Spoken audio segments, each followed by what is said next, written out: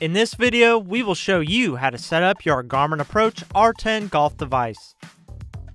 First, we will begin by pairing your Approach R10 device with your compatible smartphone.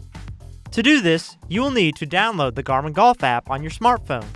In this video, we will be using an Apple iPhone, but the process is similar on Android devices. This section will cover overcoming challenges that you might face while using your Approach R10 device. Let's discuss setup placement. There should be a clear, unobstructed view from the Approach R10 device to the ball when preparing your hitting space. Your Approach R10 should also be near the same height as the ball hitting space. You can place a wood block or another flat object under the Approach R10 device to raise it. Be sure to use the tripod stand that came with the Approach R10. Using other mounts or attempting to attach it to a wall could result in inaccurate readings or error messages. Your Approach R10 device does not need to be completely level, as it will automatically account for slight dips in its side-to-side positioning. An error message will indicate if your device is not level.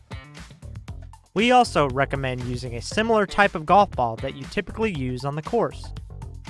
When using a net, we recommend that it matches the size of your space to ensure that you can swing with confidence.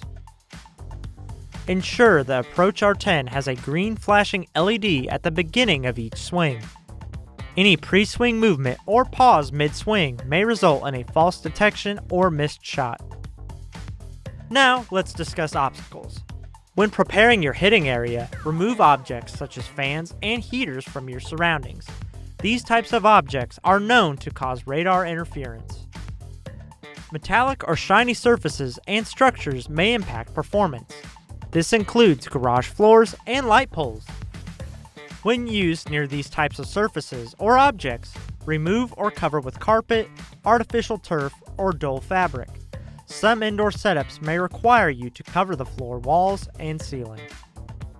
While in an indoor space, your area should be free from large objects or electronics like AC units, refrigerators, and fluorescent lights to avoid radar interference.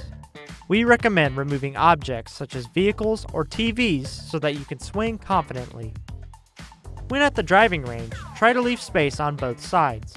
Nearby golfers may cause interference with the radar. If you have checked over all of the setup tips but are experiencing consistently inaccurate data, such as distance and launch angle, then we would recommend performing a calibration to the Approach R10 device. See our troubleshooting radar features of the Approach R10 in the description for more help.